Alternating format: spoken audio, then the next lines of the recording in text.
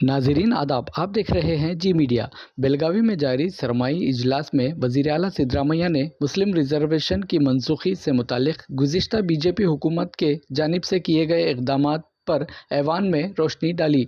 आइए देखते हैं जी मीडिया के ज़रिए ऐवान की एक वीडियो। देखते रहिए Zee media Gulbarga. Manur Multi-Speciality Hospital, most advanced trauma care center in Kalburgi. Wings Academy, helping students to reach their potential. Educational solution for all at one spot. Opposite Amar Function Hall, MSK Mill, Ring Road, Kalburgi.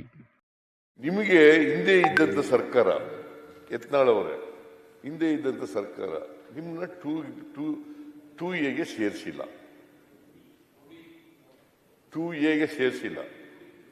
ಯಾಕೆಂತಂದ್ರೆ ಅವ್ರೇನ್ ಮಾಡಿದ್ರು, ಹಿಂದಿನ ಸರ್ಕಾರದವರು ಮುಸಲ್ಮಾನರಿಗೆ 4% ಕೊಟ್ಟಿದ್ದಂತ reservation ಅನ್ನ ಅವ್ರಿಗೆ ರದ್ದು ಮಾಡಿ ಅದು 2% ಪಂಚಮಶಾಲಿ ಲಿಂಗಾಯತರಿಗೆ, ಅಂದ್ರೆ 2B ಲಿಂಗಾಯತ ಸಮುದಾಯದವರಿಗೆ, 3B ಮತ್ತೆ 3A 2%, 3A 2%, 3B 2%.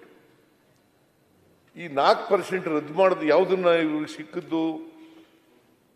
ಅಲ್ಪಸಂಖ್ಯಾತ ಮುಸಲ್ಮಾನರಿಗೆ ಕೊಟ್ಟಿದ್ದಂತ 4% ರದ್ದು ಮಾಡಿ ಆ 4% ಇವರಿಗೆ ಕೊಟ್ಟಿದ್ರು. ಇದ್ರ ಮೇಲೆ ಸುಪ್ರೀಂ ಕೋರ್ಟ್ಗೆ ಹೋದ್ರು. ಸುಪ್ರೀಂ ಕೋರ್ಟ್ನಲ್ಲಿ ಇವರೇ ಹಿಂದಿನ ಸರ್ಕಾರನೇ, ಬಿಜೆಪಿ ಸರ್ಕಾರನೇ ಅಫಿಡವಿಟ್ ಹಾಕಿದ್ದಾರೆ, ಅಂಡರ್ಟೇಕ್ ಮಾಡ್ಕೊಂಡಿದ್ದಾರೆ. ನಾವು ಯಾವ ಕಾರಣಕ್ಕೂ ಮುಸಲ್ಮಾನರಿಗೆ 4% ಕೊಟ್ಟಿರೋದನ್ನ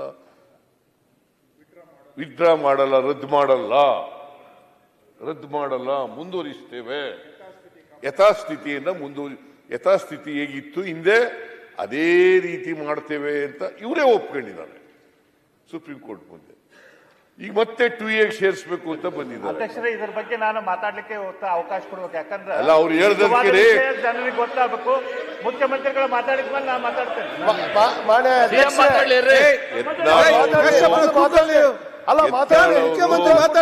ಏನ್ ನಡೆದಿದೆ ಅಂತ ಹೇಳ್ಬೇಕಾ ಬೇಡ? ಈಗ ನಿಮ್ಗೂ ಗೊತ್ತಿರೋದೇ ಇದು. ಅರವಿಂದ್ ಹೊಸದಾಗಿ ಹೇಳ್ತಾ ಇದ್ದೀನಾ? ಯತ್ನಾಳ್ ಒಂದು ಪ್ರಶ್ನೆ ಕೇಳಿದ್ದಾರೆ. ಇದೇನು ಹೊಸದಾಗಿ ಹೇಳ್ತಾ ಇಲ್ಲ ನಾನು. ಇದರ ಬಗ್ಗೆ ದೀರ್ಘ ಸುಪ್ರೀಂ ಕೋರ್ಟ್ ನಲ್ಲಿ ಏನ್ ನಡೀತು ನೀವೇ ತೀರ್ಮಾನ ಮಾಡಿದ್ರಿ. ಹಿಂದಿನ ಸರ್ಕಾರ ಏನ್ ತೀರ್ಮಾನ ಮಾಡಿತ್ತು? ಅಂಡರ್ಟೇಕಿಂಗ್ ಏನು ಯಾವ ಟೈಪ್ ನಮ್ಗೆ ಸರ್ಕಾರ ಕೊಟ್ಟಿದೆ ಅದ್ರ ಬಗ್ಗೆ ಕೂಡ ಮಾತಾಡಲಿಕ್ಕೆ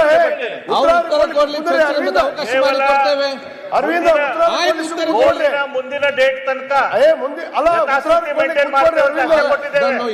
ಈ ಸರ್ಕಾರ ಏನ್ ಮಾಡ್ತಾ ಇದೆ,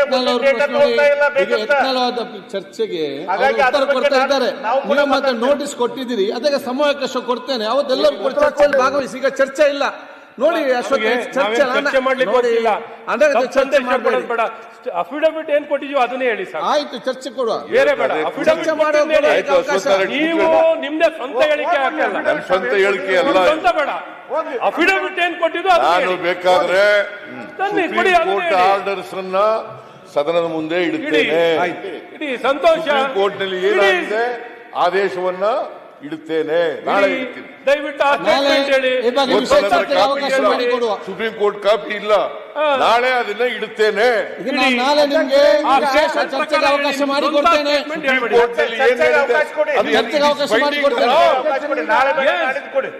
ಬೈಂಡಿಂಗ್ ಇವಾಗ ನಾವು ಸನ್ಮಾನ್ಯ ಅಧ್ಯಕ್ಷರೇ, ಈಗ ಮಾನ್ಯ ಮುಖ್ಯಮಂತ್ರಿಗಳು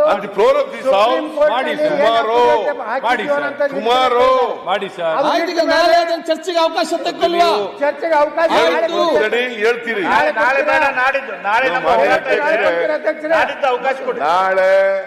ನಾಡಿದ್ದು ಈ ಸದನದ ಮುಂದೆ ಸುಪ್ರೀಂ ಕೋರ್ಟ್ ನಲ್ಲಿ ಏನು ಆದೇಶ ಆಗಿದೆ ಆದೇಶದ ಕಾಪಿಯನ್ನ ಇಲ್ಲಿ ಇಡುತ್ತೇನೆ.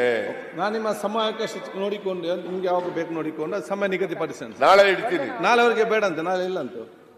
ನಾಳೆ ಸಮಾವೇಶ ಇದೆ, ನಾಳಿದ್ದು ಯಾವಾಗ್ಲಾರು ಇಡ್ತೀನಿ ನಾನು. ನಾಳೆ ಬೇಕಾದ್ರೆ ಇಡ್ತೀನಿ, ನಾಳೆ ಇಡ್ತೀನಿ, ನಾಳೆ ಅದ್ರ ಮುಂದಿನ ದಿನ ಇಡ್ತೀನಿ, ಯಾವತ್ತಾರು ಇಡ್ತೀನಿ. ಸುಪ್ರೀಂ ಕೋರ್ಟ್ ಮುಂದೆ ಏನಾಗಿದೆ ಅದನ್ನ ಆದೇಶ ಕಾಪಿ ಇದೆ, ಆದೇಶದ ಕಾಪಿ ಬದಲಾವಣೆ ಮಾಡಕ್ಕಾಗಲ್ಲ ಈಗ ನಾನು. ಮಾನ್ಯ ಮುಖ್ಯಮಂತ್ರಿ ಅದರಿಂದ ಸುಪ್ರೀಂ ನಾನು ಕೋರ್ಟಿನ ಅಫಿಡವಿಟ್ ಆ ಆದೇಶವನ್ನ ಒಪ್ಕೊಳ್ತೀನಿ ಅಂತಕ್ಕಂಥದ್ದು ನನ್ನ ಭಾವನೆ. ಓಕೆ, ಇವರು ಬೇಡಿಕೆ ಏನಿದೆ ಎಲ್ಲರೂ ಕೂಡ ಆದೇಶವನ್ನ ಒಪ್ಕೊಳ್ತಾರೆ ಅಂತಕ್ಕಂಥದ್ದು ನನ್ನ ನಂಬಿಕೆ. ಇಡೀ ವೀರ ನಾಳಿದ್ದು ಸುಪ್ರೀಂ ಕೋರ್ಟ್ ನಲ್ಲಿ ಏನಾಗಿದೆ, ನೀವೇನು ಅಂಡರ್ಟೇಕ್ ಮಾಡ್ಕೊಂಡಿದ್ದೀರಿ, ಅವೆಲ್ಲನೂ ಕೂಡ ವಿವರಗಳನ್ನು ಒಳಗೊಂಡಿರ್ತಕ್ಕಂಥ ಆದೇಶವನ್ನ ಇಡುತ್ತೇನೆ. ಆದ್ರ ವಿಶೇಷ ಪ್ರಕಟಣೆ. ಒಂದೇ ನಿಮಿಷ. ಒಂದು, ಮಾನ್ಯ ಮುಖ್ಯಮಂತ್ರಿಗಳು ನಾಳೆ ಸುಪ್ರೀಂ ಕೋರ್ಟ್ ನಲ್ಲಿ ನಮ್ಮ ಸರ್ಕಾರಕ್ಕಾಗಿ ಹಾಕಿದ್ದೀವಿ. ಮೀಸಲಾತಿಯಲ್ಲಿ ಒಂದು ಸಮುದಾಯ ಮೂರ್ ಕಡೆ ಏನು ರಿಸರ್ವೇಶನ್ ತಗೋತೈತೆ ಅನ್ನೋ ಬಗ್ಗೆ ಆಯ್ತು, ಈಗ ಇದೆಲ್ಲ ಚರ್ಚೆ ಮಾಡಿಸುವ. ಮಾನ್ಯ ಮುಖ್ಯಮಂತ್ರಿಗಳು ನಾವು ವಿನಂತಿ ಮಾಡ್ಕೋದೇನಂದ್ರೆ ಇಡೀ ವೀರಶೈವ ಲಿಂಗಾಯತ ಸಮುದಾಯವನ್ನ OBCಗೆ ಸೇರಿಸಿ ಸೆಂಟ್ರಲ್ ರಿಕಮೆಂಡ್ ಮಾಡ್ಬೇಕು. ಅದನ್ನಾದ್ರೂ ಮಾಡಿಕೊಡಿ ಸರ್, ನಿಮ್ ಕೈಯಾಗ ಏನಿಲ್ಲ. ನಾವು ಅಲ್ಲಿ ಹೋರಾಟ ಮಾಡ್ತೀವಿ. ಚರ್ಚೆ ಮಾಡೋದು ಕೊಡ್ತಾರೆ, ಉತ್ತರ ಕೊಟ್ರಾಯ್ತು ಹೇಳ್ತಾರೆ. ನಾಳಿದ್ದು ಅದು ಸರ್ಕಾರ ಉತ್ತರ ಕೊಡ್ತದೆ. ಓಕೆ, ನಿಮ್ಮ ಎಲ್ಲ ಸರ್ಕಾರ ಉತ್ತರ ಕೊಡ್ತದೆ. ನಾಳಿದ್ದು ನೀವು ಯಾವಾಗ ರೈಸ್ ಮಾಡ್ತೀರಿ ಅವಾಗ ಉತ್ತರ ಕೊಡ್ತೀವಿ. ನಾಳೆ ಹೋರಾಟ ಇದೆ ಸರ್, ನಾಳೆ ನಾಳೆ ಸರ್ಕಾರದ ನಿಲುವೇನು ಅಂತಕ್ಕಂಥದ್ದನ್ನ ಸ್ಪಷ್ಟಪಡಿಸಿ ಇವರಿಗೆ ಉತ್ತರ ಕೊಡ್ತೇವೆ. ಯತ್ನದವರೇ, ನಿಮ್ಮೆಲ್ಲ ಅಧ್ಯಕ್ಷ ನಮ್ದು 2 ಬೇಡಿಕೆಯಲ್ಲಿ ಆಯ್ತು ಹೇಳಿದ್ರಲ್ಲ, ನಾಳೆ ಅವಕಾಶ ಕೊಟ್ರೆ ಸಾಕು.